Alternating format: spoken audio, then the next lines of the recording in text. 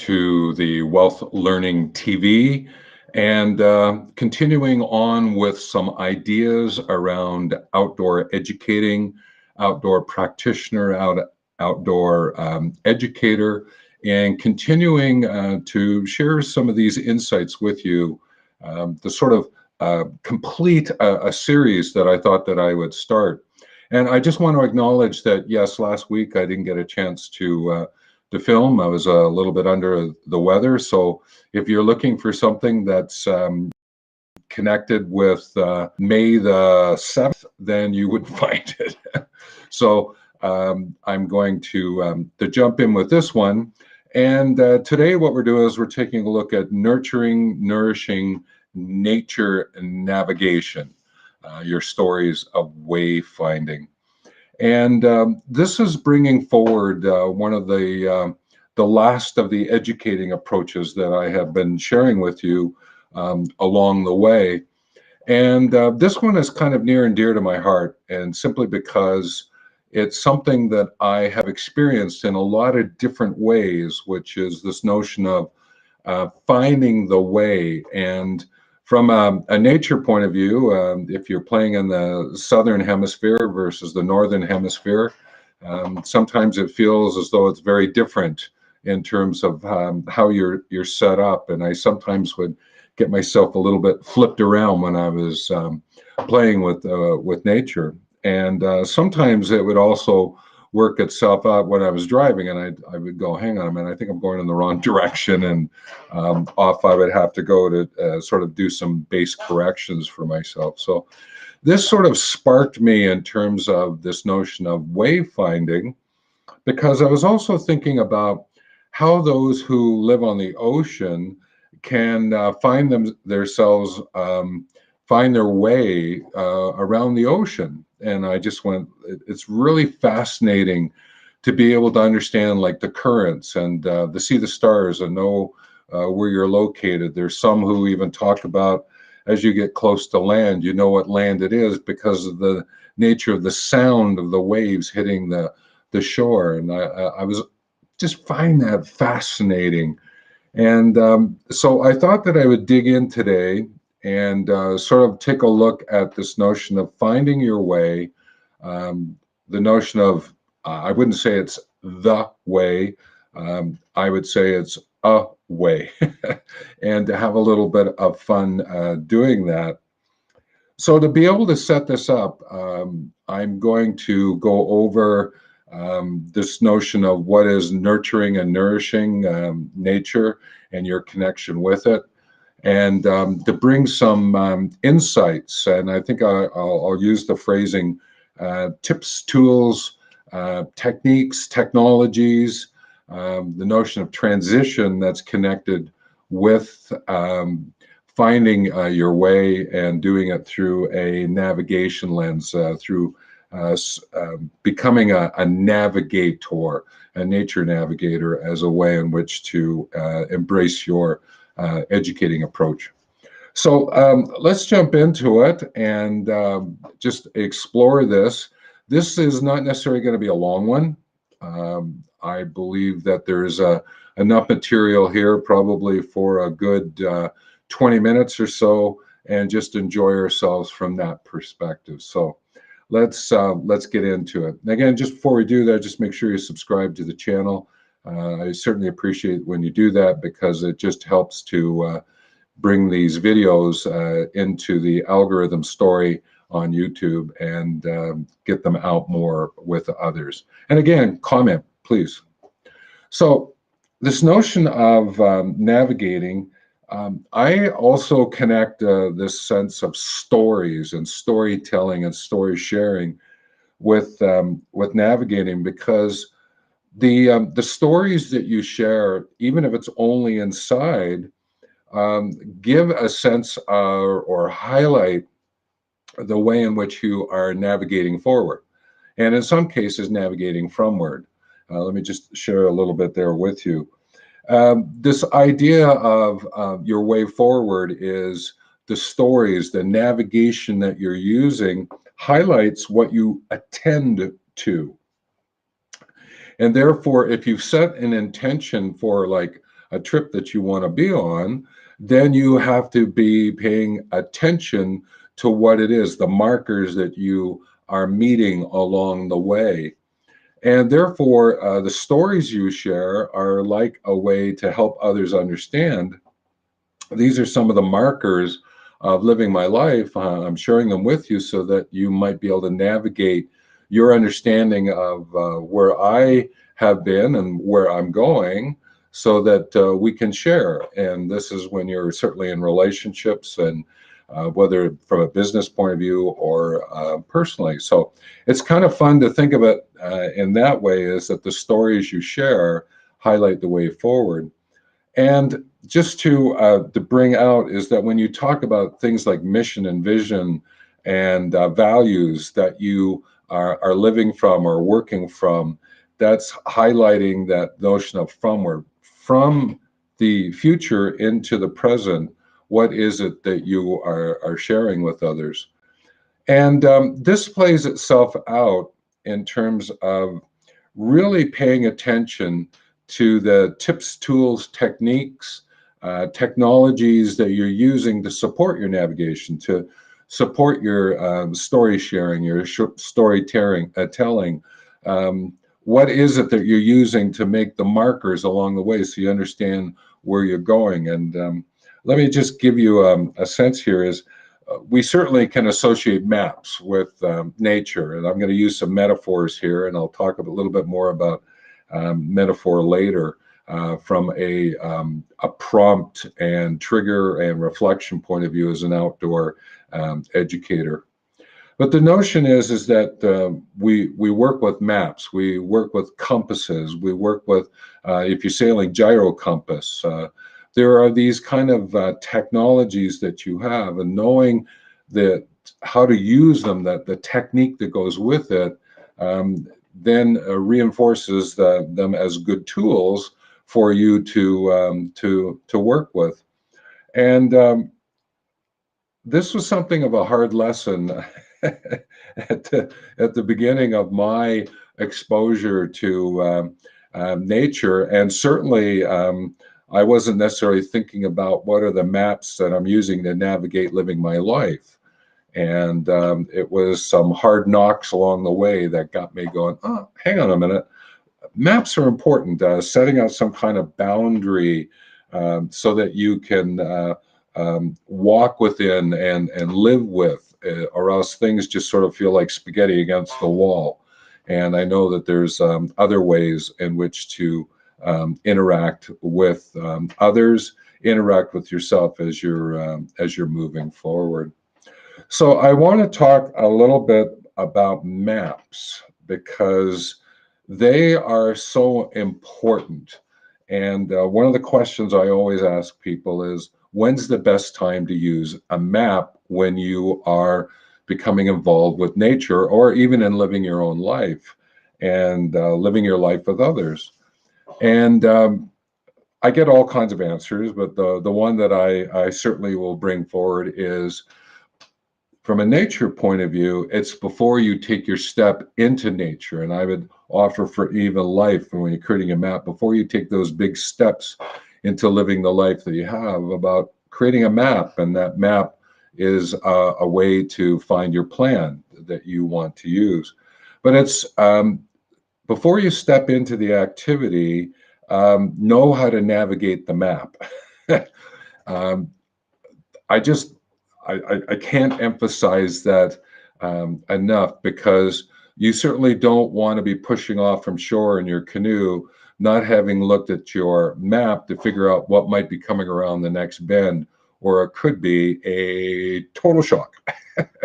And I've seen that happen when people don't really know anything about river travel, and they get in a canoe or a kayak and they push off thinking, well, I'll be able to figure it out as I go along. And around that corner, there's a grade 3 rapid, and all of a sudden life presents a very different story in front of you. And I think sometimes, if we're not paying attention to even having enough money to be able to take the trips that we want, and just taking off on a trip can be a little bit like pie in the face sometimes. But sometimes it works out. I get that. I just want to bring that again, that sort of storyline to you. So when I think of the word map and I'm thinking about nature or about living life and all that, there is this aspect of spelling it slightly differently. Okay. And what I'm talking about, instead of MAP, I am MAPP. All right. And it forms an acronym. And the acronym is MAP to agree, agree to plan, plan to use, preparation approach, prevention backpack, and practice continuance. So it sort of extends it. I think we can all agree that a map to agree is a great idea. So, okay, here's the map. This is what we're going to use. This is the scale of map we're going to use. Do we know how to interpret it? That kind of idea in nature. It's sort of like when you create a map for your life, and maybe you're in a relationship with someone and creating that map so that you both understand where it is that you're going and how life is going to unfold for yourself. And then from that, you can agree to the plan. And from a nature point of view, you might say, well, we'll stay river right. Or I think what we'll do is we'll take the little bit longer path around the swamp rather than trying to beat ourselves through the swamp when we're walking. Things like this is to provide a little bit more insight. And then plan to use. This is kind of an important aspect, is to actually use what you have set up, and to be able to do it through a preparation approach lens. Is that from a preparation, how prepared are you as you meet what's going to present itself to you, because you have looked at the map and you've got your plan, but you've also got a sense of what you think is coming up. And then to be able to have the prevention backpack is that before you take a sort of an uncalculated step, you might go, hang on a minute, let me just figure this out based on my past experience, what I've gone through. How might I prevent anything from happening to myself? Which then says, okay, how do you then continue to practice and learn how to do what you do better? There's a group of canoeists I met once, and I was whitewater rafting guide at the time, and we'd already gone through, and we were just sort of sitting there, and I noticed a couple of the canoes coming through, and one of them tipped, and I had to do a save of one of the people in the canoe that got close enough that I could get the throw bag to them. The other person sort of floated down a little farther with the canoe. And as I was just chatting with the young lad, I said, "Did you know that whitewater is there?" He said, "No, I didn't. My buddy just said, 'Hey, let's just jump and let's go.'" And I said, "I think there's some learning there for you, isn't there?" And he said, "Yeah." And he said, and it was kind of fun. He said, "I think I'm going to have to be a little bit better prepared before I push off." I had a chuckle with him. I said, "That's a great piece of learning, great piece of reflection for yourself." And so we pushed off, and we brought him down to his friend and made sure that everything was okay. And then we moved on, and I could still see them as I sort of looked over my shoulder, and they were still talking very animately, with a great animation, I should say. And I'm going, I think they got it. So that was kind of fun to see that. But the other part to this whole notion of the map is make sure that you are clear about the tips, tools, and techniques and technologies that are going to support your use of your map. So the map is certainly a technology, but what are the other things that you need to accompany you as you move forward? So let me just draw this in from a personal perspective. And it goes with the phrase, when you listen, you learn, where you share, you educate. And it comes down to the point of when you listen, you learn is really about who influences you. And where you share, you educate is about you influence who. Now, let me just use those two young lads who were canoeing. Obviously, one of them was influencing the other and just saying, "Let's go," and the the one friend said, "Okay," and off they went. And now they have a different kind of conversation going on. I remember as I watched them interacting in the eddy as we pushed off.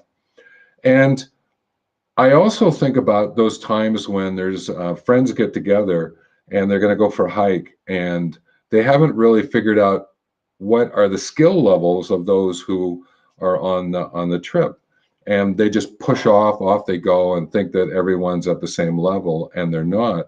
Some people a little slower, some people maybe not in the best of shape. They haven't really taken into consideration all of the aspects of the group dynamics, or nor even set up a communication approach from a prevention point of view. And therefore, they haven't set in motion the notion of who is influencing who, because it might be the stronger of the group just say, well, come on, let's go, keep moving, come on, come on, come on. Keep.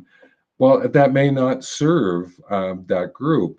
And therefore, how might you help them who need to say, okay, I need to influence you here a little bit about slowing down, and can we find another way in which to interact along the trail so we can all enjoy? So again, this notion of when you listen, you learn, where you share, you educate. And that brings up a couple of the words here that are in the title, which is a nurture and nourish from nature navigation. And I think it's, let's just take a look at those. When I think of nurture, for me, it's really about encouraging care for the growth and development, the foster and the fashion, what's happening. And I think of when I nurture and I'm interacting with someone and I'm doing it from this nurture lens, I think there's a little bit more tangibles. I'm showing maybe a very definitive skill, or I am having that deeper conversation and getting the dialogue coming back so I know that they're understanding what's going on. So I have a good sense that there's some growth and development. The learning is actually taking place. It's becoming deeper and richer, and I'm nurturing it. And sometimes that is actually confirmed through the questions I'm asking, and for them to give me some examples of where it might be important. Again, let's link it back to those two young lads. And if I was asking them, when's the best time to use a MAPP? And I'm sure the one chap would go, hang on, it's before I push off into the river before I go canoeing with my friend. And that would be a good example. When I think of the word nourish, it's really about keeping a belief or keeping a feeling to sustain and maintain it. It has a little bit of the intangibility to it. And therein is, there's sometimes when you are taking someone outdoors or engaging with them in some kind of activity, living life, and that limiting belief might come in and say, well, no, I can't do that. I can't paddle that. I can't walk that distance. There's things that are going to get in the way. I don't know if I'm good enough, all these kind of things. And it's how might you nourish the affirming beliefs and sustain those and maintain those. And a little bit more of the intangible aspects. And I sometimes think about that from a nature and an outdoor activity is I'm watching the body language, and if it starts to drop and the smile leaves, or I don't see the curiosity in the eyes, then I know there's a little bit of nourishing that I've got to do. And maybe it may not be just nurture and give something. It might be nourishing and feeding the feelings and the beliefs that someone has. And that's that intangible aspect of it. So I have to be very mindful of this nurture and nourish aspect of involvement in nature, and to be able to navigate with both of those becomes so important. And it comes down to a lot about your personal connection with nature. If you're going to be interacting with others, or if it's really about, deepening and enriching your own personal for self or with others, is what is your connection? What is your involvement with nature? And it's so important. And in today's world, I sort of see a lot of people often have this dampened. It's sort of like it's been taken away. It's sort of been moved out of their being, and I can sort of see it. There's a bit of a longing and looks at nature, or when you talk about it, and then all of a sudden this wall comes up, and they might feel a little scared, but at the same time they almost want to, oh, what's going on? What's going on? And I just see it, and I'm because I'm listening to how they talk about their past involvement in the outdoors, and I just I want to encourage people not to get so dampened about their involvement in the outdoors, and therefore this notion of nourish and nurture is really important, and to do it for yourself, and even to just go for a walk and to nourish and nurture yourself just by paying attention to what's going on. What are you attending to? And was there an intention? And maybe it was to go for a 20-minute walk and you find yourself going for 21 minutes or 22 minutes, or maybe you said, well, I'm going for a 20-minute walk and come back 7 minutes later and not feeling that as though you've done what you wanted to do. Again, it's this notion of attending to it and being able to navigate your involvement. And the same as, right, think about maybe you've got children, maybe you got nieces or nephews, and asking them to go for a walk with you and to enjoy themselves, or just go play in the backyard. How do you navigate that time together? And this is one of the great fun elements for me, and it is the word element, is finding the earth, the water, the air, the fire elements. Where are they as you interact? And let me give you a really good example. I hadn't really thought about it before, but when you actually go on a sunny day to like a river, I'll use a river, a fast-moving stream, and with safety, of course. When I take my shoes off and I just put my toes into the water, then I realize on a sunny day is that is an intersection of the fire of the sun, the sky, the water that's there, the earth where my heels are touching, and the air around it. Is that it's actually an intersection point of the four elements. And when I figured that out that day, I just went, this is wonderful. This is wonderful, wonderful, wonderful. And I said, what would happen if from my orientation, I did a 180 and turn? So if I was looking at the river, what would happen if I did a 180 turn and looked at the land with my heels in the water and my toes on the land? And then what would happen if I turned 90 degrees and then I did 180 on that, and I put my different foot in the water and one on the ground, and I just, all of a sudden it gave me a whole different appreciation for the elements and what I was seeing, what I was feeling, and how water on my right foot felt a little different than my water on my left foot. And it was just a wonderful, wonderful experience to be able to have that happen. And it sort of alivened my interactions with nature. And therefore, what it did was it gave me a really wonderful metaphor, is that if I was looking at what was unfolding for life, I would go, okay, where am I standing right now? What am I looking at? Am I standing on heels on the earth, feet in the water, the toes in the water? Or am I got one foot in the water, one foot in the land? Which way is it? How am I orienting myself? And it just gave me other ways in which to navigate the life that was unfolding for me. And I just thought that was wonderful. And I thought that I would share it as a really great example. it's why often I used to do the dance of the Sugar Plum Fairy, which was when people came rafting with me. I would move them from the shore and get them right into the water where their feet were wet. So once their feet were wet, they wouldn't be doing dancing of the Sugar Plum Fairy, trying to not get their feet wet. In other words, dance on top of rocks or jump into rafts. They would just walk in and get going.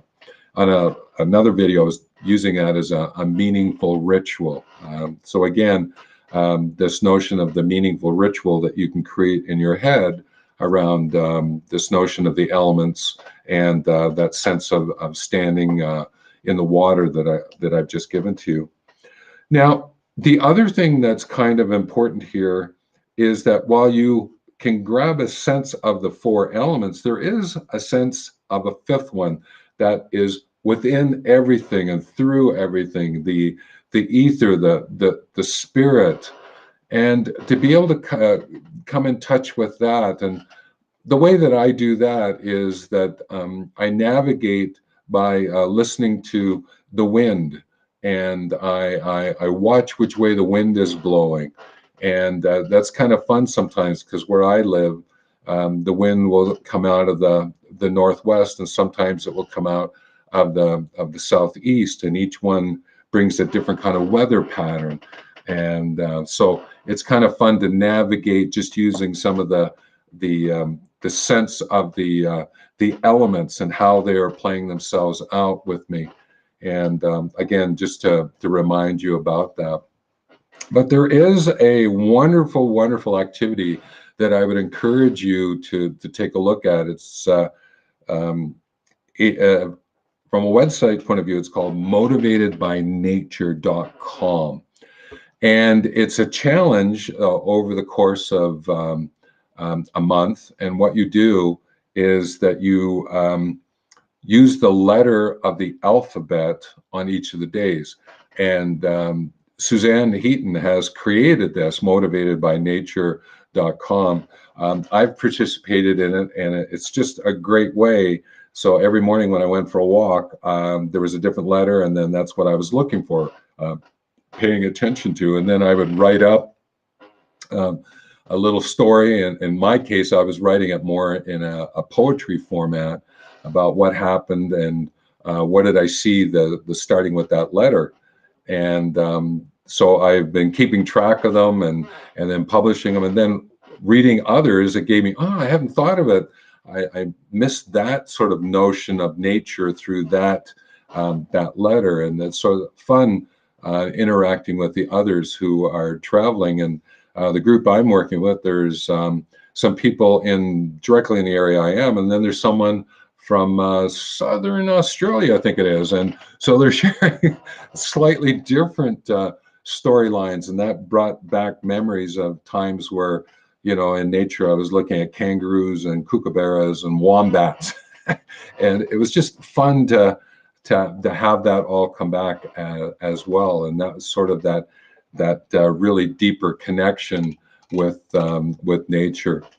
So I'm hoping that this notion of nurturing and nourishing, this idea of nature navigation, giving you a little bit to work with, some ideas, certainly a great challenge to take up. And sort of as I move to close today, is how is it that you are nurturing yourself and nourishing yourself? Because nature is a great metaphor, and going out and finding it and then bringing it back into how you are nurturing and nourishing yourself in terms of living your daily life, whether it's in the workplace or in the family dialogue at dinner or with friends or in community.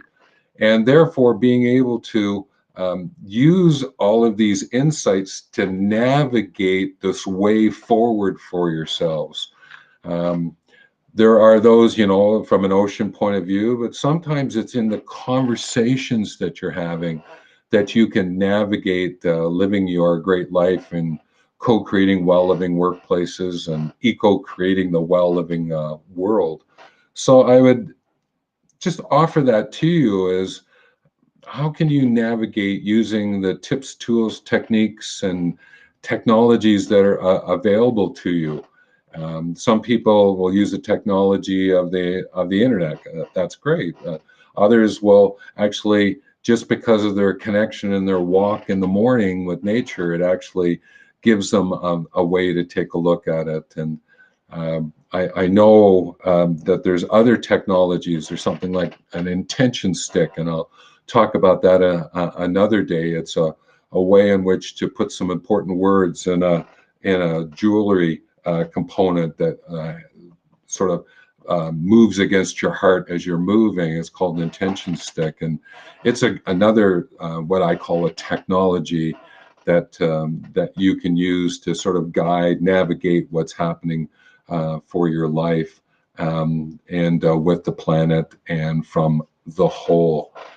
So again, I think that that gets us to a close for today's live broadcast. Again, I would encourage you to subscribe and comment. Love to hear some of your thoughts about what's going on, and see what unfolds for you.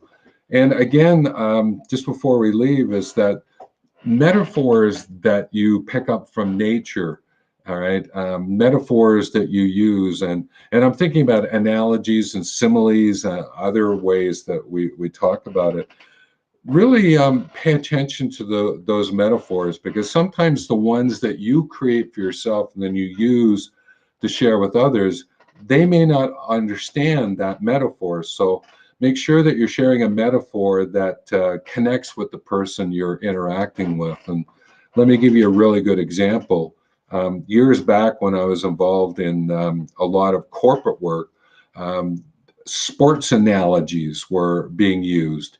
And therefore, when books were being written, and then those books would end up going around the world, well, a lot of people didn't understand what baseball was, or they didn't understand football, or they got it mixed up with soccer. And so be really alert to the metaphors that you're using. And if you use something from nature, then you will probably be called upon to bring the story that goes with that.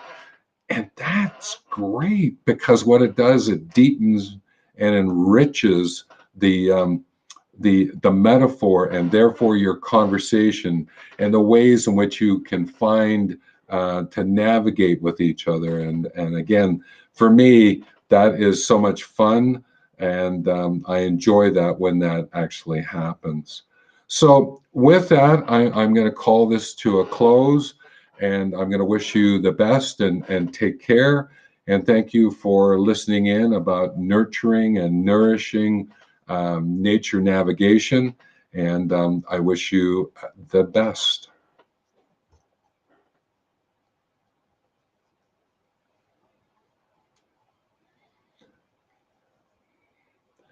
Seems I've got a difficulty in navigating my cursor over so I can end the stream. Found it.